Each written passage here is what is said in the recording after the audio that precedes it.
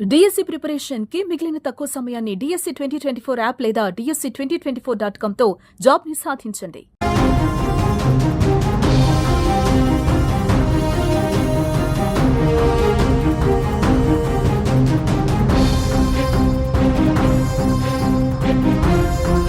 ఆలయాల్లో అపశృతులు తీవ్ర కలకలం రేపుతున్నాయి.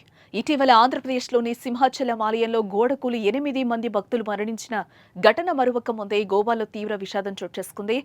షిర్గావ్లో గల లైరాయ్ ఆలయంలో తొక్కిసలాట జరిగి 7 భక్తులు చనిపోయారు. మరో 50 మందికి తీవ్ర గాయాలయ్యాయి.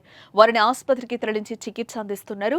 గాయపడిన వారిలో పలువురు పరిస్థితి విషమంగా ఉండడంతో మృతుల సంఖ్య పెరిగే అవకాశం కనిపిస్తోంది. శనివారం తెల్లవారుజామున ఈ ఘటన చోటు చేసుకుంది. నార్త్ గోవా డిస్ట్రిక్ట్ ఆసుపత్రిలో చికిత్స పొందుతున్న బాధితులను గోవా ముఖ్యమంత్రి ప్రమోద్ సావంత్ పరామర్శించినట్లుగా సమాచారం.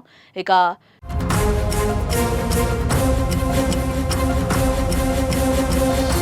శ్రీలరాయి దేవి ఆలయంలో ప్రతి ఏడాది వార్షిక జాతర నిర్వహిస్తారు. ఈ యాత్రకు భక్తులు తండోపతండాలుగా వస్తారు.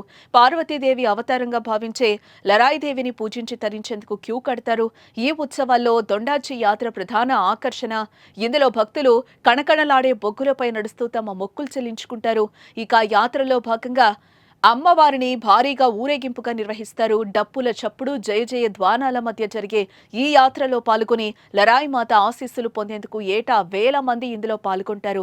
శుక్రవారం ఈ ఏడాది జాతర ప్రారంభం కాగా ఎప్పటిలాగే జనం తరలొచ్చారు. శనివారం తెల్లవారుజామున నిప్పులపై నడిచే సమయంలో ఒకరినొకరు తోసుకోవడంతో తొక్కిసలాట చోటు చేసుకుని 7 నిండు ప్రాణాలు పోయాయి.